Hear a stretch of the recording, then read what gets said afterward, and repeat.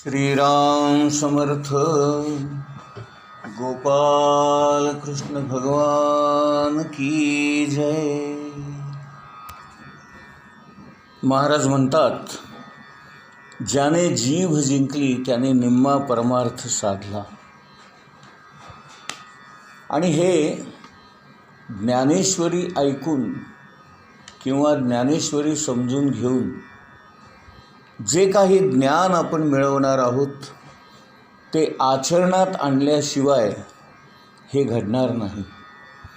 आणि हा अभ्यास आहे, सराव आहे, तो आपल्या सर्वांना सातत्याने रोज नियमितपणे करावा लागेल. बोलण्यामध्ये चातुर्य असलं पाहिजे, वाणीचा वापर कमीत कमी केला पाहिजे. एखाद्याला तुम्ही मूर्ख आहात असं डायरेक्टली न म्हणता, हे शहाण्याचे काम नव्हे बरं का, असं म्हणणं जास्त योग्य ठरेल.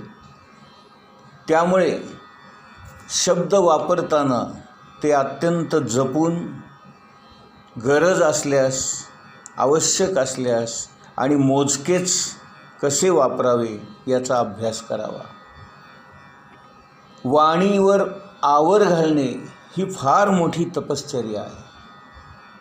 आणि याच्यासाठी उपयुक्त म्हणून नामस्मरण ही साधना आपोआप वाणीवर बंधन आणते आणि वाणीवर आवर घालते. आपल्या आवडीचे पदार्थ जरी असले तरी ते आपल्या शरीराला आवश्यक इतकेच, जरुरीपुरते, गरजेपुरते खावेत. हा सुद्धा वाणी म्हणजे जीभ म्हणजे रसना आवरण्याचाच एक प्रकार आहे.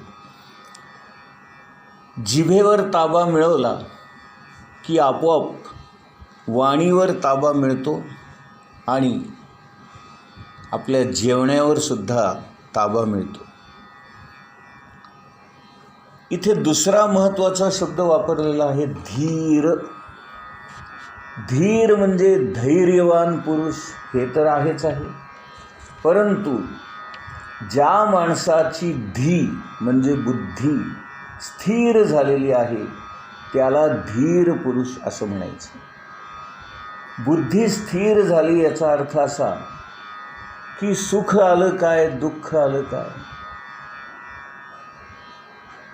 जय झाला काय किंवा पराभव झाला काय, मनासारखं झालं काय किंवा मनाविरुद्ध झालं काय, लाभ झाला काय, हानी झाली काय, गरिबी आली काय, श्रीमंती आली काय, चांगले दिवस आले काय, वाईट दिवस आले काय, आवडतं मिळालं काय, नावडतं मिळालं काय, अशा सगळ्या परिस्थितीमध्ये जो मनावर ताबा मिळवून, बुद्धीवर ताबा मिळवून शांत राहतो, समत्वाने राहतो आणि ज्याला सुखदुःख सारखेच असतात, जो समानतेने या सगळ्या गोष्टींना पाहतो, स्वीकारतो आणि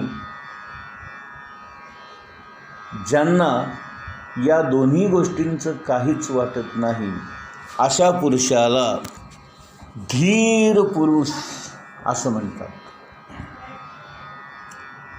उर्दूमध्ये याला सबर असं म्हणतात. सबरी का फल मीठा, नाही का, सबूर. सबूर म्हणजे शांत राहणे, वाट पाहणे. कबीराचं एक पद आहे, मन लागा मेरा यार फकीरी में, मन लागा मेरा यार फकीरे में, नाही का, चारही दिशा जागिरी में. माझं मन फकीरीमध्ये लागलेलं आहे आणि चारही दिशा ही माझी जागीर आहे. म्हणजे कबीर महाराज म्हणतात, ज्याला फकीरी आली तरी काही वाटत नाही, जो कफल्लक आहे नाही का, अगदी क्षुद्र आहे, तरीसुद्धा त्याचे विचार इतके उच्च असतात, त्याचा स्वाभाविक आनंद असा असतो की तो या संपूर्ण विश्वाचाच मालक असतो. आणि म्हणून कबीर म्हणतात, चारीही दिशा माझी जागीर आहे, हे सगळं माझं वैभव आहे, माझं साम्राज्य आहे. पुढे म्हणतायत, कहत कबीर सुनो मेरे गुनिया, साहब मिले सबुरी में. नाही का, कहत कबीर, कबीर कहतायत म्हणजे म्हणतायत, सुन मेरे गुनिया, हे गुणवान माणसा ऐक, साहब मिले सबुरी में. साहब म्हणजे भगवंत, परमात्मा, परमेश्वर. तो कुणाला प्राप्त होतो? जी माणसं सबुरीने घेतात, शांतपणे घेतात, वाट पाहतात नाही का, तटस्थ राहतात, अशाच लोकांना साहब मिळतो, म्हणजे परमेश्वराची प्राप्ती होते. शांतपणे गंभीरपणे वाट पाहणे आणि कोणत्याही प्रकारची घाई न करणे, कोणत्याही प्रकारचा आशावाद न बाळगणे, ही खऱ्या साधकाची लक्षणं आहेत. आपण उगीचच मनामध्ये नको त्या आशा ठेवायच्या नाही, नको त्या इच्छा ठेवायच्या नाही, नाही का. जे घडेल ते शांतपणे घडू द्यायचं आणि त्याचा स्वीकार करायचा. साधक अशा पद्धतीने जेव्हा वागतो तेव्हा त्याला धीर पुरुष असं म्हणतात, कारण तो गंभीर असतो आणि खोलवर विचार करणारा असतो. तुकाराम महाराज म्हणतात, धीर तो कारण सहाय्य होतो नारायण. नाही का, जो धीर पुरुष असतो, जो या सगळ्या गोष्टी सहन करतो, त्यालाच नारायण सहाय्य करतो, सहाय्य होतो नारायण. आणि म्हणून ज्ञानेश्वर महाराजांनी सुद्धा धीर पुरुष असण्यावर भर दिलेला आहे. आता आपण पुढची ओवी बघूया, 123वी. हे विषय जया ते ना आकळीती, तया सुखदुःखे दोन्ही न पवती, आणि गर्भवासू संगती नाही तया. हे विषय जया ते नाकळीती. नाकळीती म्हणजे ज्याला खेचून घेत नाहीत किंवा ज्याला या विषयांचं आकर्षण नाही, तो विषयामध्ये राहून सुद्धा विषयामध्ये आसक्त असत नाही, विषयांपासून अलिप्त असतो. अशा माणसांना सुख दुःख काही जाणवत नाही आणि त्यांना गर्भवासाचा त्रास भोगावा लागत नाही, म्हणजेच त्यांना पुन्हा जन्म प्राप्त होत नाही, असं ज्ञानेश्वर महाराज या ओवीमध्ये सांगतात. आपण सर्वसामान्य माणसं आपल्या स्वतःच्या इंद्रियांवर ताबा नसल्यामुळे आपली अवस्था कशी होते माहिती आहे का? एखादं लहान मूल खेळण्याच्या दुकानात जावं तेव्हा ते संभ्रमात पडतं की हे खेळणं घेऊ का ते घेऊ, हे घेतलं तर ह्याच्यापेक्षा चांगलं दुसरं दिसतं, ते घ्यावं म्हटलं तर पहिलं जास्त छान वाटतं, अशी त्याची अवस्था होते. आपली अवस्था अगदी तीच आहे. हा विषय भोगावा तर दुसरा अजून छान दिसतो, तो भोगावा तर पहिल्यातली गोडी कळते, दोन्ही सोडावे तर तिसरा अजूनच वेगळा असतो. म्हणजे विषय पाहूनच आपण गोंधळून जातो, चक्रावून जातो. या विषयांचा अंमल किंवा प्रभाव ज्यांच्यावर होत नाही अशी माणसं धीर माणसं, आणि जे या विषयांचा संग सोडतात त्यांनाच खरं अमृतत्व मिळतं. अमृतत्व म्हणजे ज्यांना मरण येत नाही, म्हणजे जे मुक्त होतात असे. आज असे तर उद्या तसे, कशीही परिस्थिती जरी असली तरी या माणसांचं समाधान मात्र कायम असतं. त्यांची जीवनाकडे बघण्याची दृष्टी असते. असेल तर असू द्या, नसेल तर नसू द्या. ये भी वाहवा, वो भी वाहवा. असलं तरी चालेल, नसलं तरी चालेल. अशा प्रकारे जो शांत राहतो, सबुरीने राहतो, त्या माणसाला समाधान कायमस्वरूपी मिळत असतं. पुढची ओवी बघूया, 124वी. तो नित्य रूप पार्था, ओळखावा सर्वथा, जो या इंद्रियार्था नागवेची. या ओवीमध्ये अत्यंत मर्माची गोष्ट सांगितली. जो या इंद्रियांच्या सुखाला भुलत नाही, या विषयांच्या आहारी जात नाही, किंवा हे विषय सुख, इंद्रिय सुख ज्याला बाधत नाही, तोच नित्य स्वरूप आहे असं ओळखावं. हे नित्य स्वरूप केव्हा होता येईल? कारण परमात्म स्वरूप हे असं असतं, नित्य असतं. त्या परमात्म स्वरूपाला जो कायम चिकटलेला असतो, जो त्या परमात्म स्वरूपाशी एकत्व पावलेला असतो, विलीन झालेला असतो, तन्मय पावलेला असतो, अशाच माणसाला हे नित्य रूप प्राप्त होतं. अशा माणसांवर इंद्रिय सुख स्वामित्व गाजवू शकत नाही. त्यांच्या इंद्रियांची खेच जात नाही किंवा त्यांना आवरावंही लागत नाही, नाही का? इथे महाराजांनी एक घडलेला किस्सा सांगितलेला आहे.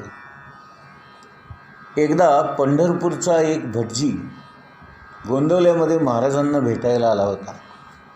तो नदीवरून आंघोळ करून येत असताना त्याला कांद्याच्या भजी तळण्याचा वास आला आणि मनातल्या मनातच त्याने ती भजी खाल्ली आणि तो मंदिरामध्ये महाराजांच्या दर्शनासाठी आला, बसला. काय भटजी बुवा, कसं काय, असं ते त्याच्याशी बोलणार. इतक्यात तिथे उपस्थित असलेला एक जण म्हणाला, अहो हा आत्ताच कांदा भजी खाऊन आलाय. महाराज म्हणाले, अरे हा तर आत्ता स्नान करून आलाय, तू असं कसं म्हणतोस?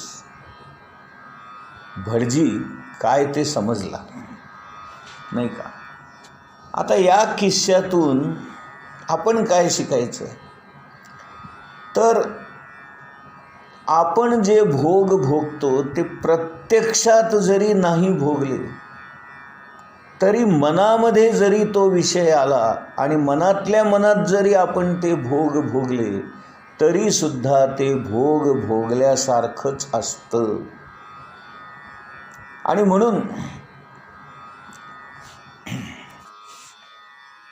इंद्रियांचे जे भोग असतात ते सूक्ष्मातले असतात आणि आपण त्यांना आवरायला शिकलं पाहिजे. मनात देखील अशी इच्छा होता कामा नये, इतकं आपल्याला मनाला आवरायला शिकलं पाहिजे, तरच आपल्याला आत्म्याशी एकत्व पावता येईल, एकरूप होता येईल.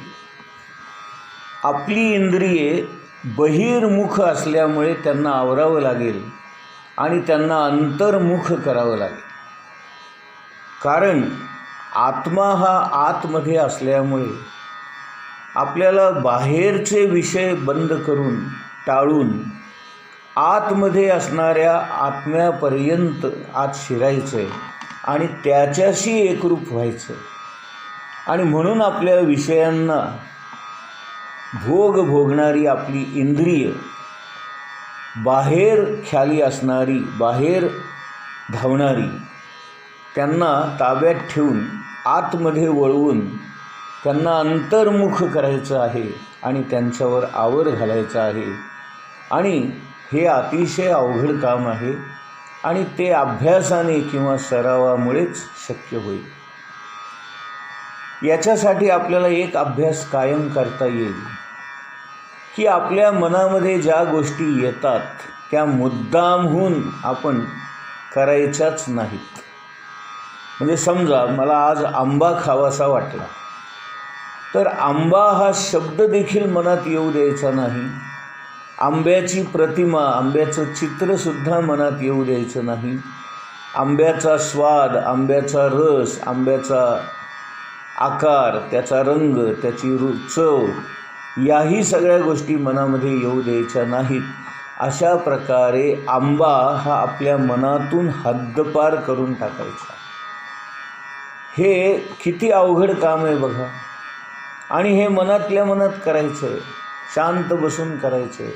आणि आंबा खाणार नाही असं आपणच आपल्या मनाला बजावायचं आहे. म्हणजे मग आपल्याला आपल्या मनावर ताबा मिळवता येतो. हे एक उदाहरण म्हणून मी सांगितलं. असं आपल्याला प्रत्येक गोष्टीत करावं लागेल.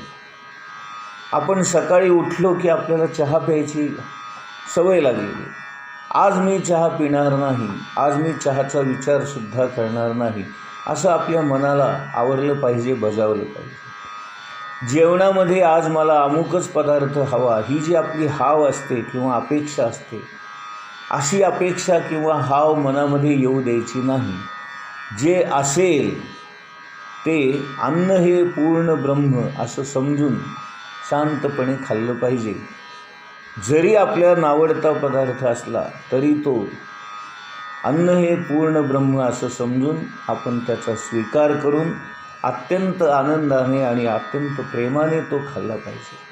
परंतु अमुकच गोष्ट मला हवी असा आग्रह धरू नये किंवा माझ्या आवडीचाच स्वयंपाक आज केला जावा असंही आपण सांगू नये. जे जसं घडेल तसं घडू द्यावं. अशामुळे आपल्या इंद्रियांवर ताबा हळूहळू येत जातो आणि मग आपल्याला कुठल्याच परिस्थितीचा आनंदही होत नाही आणि दुःखही होत नाही. त्याचं सुखही वाटत नाही, दुःखही वाटत नाही. गोपाल कृष्ण भगवान की जय.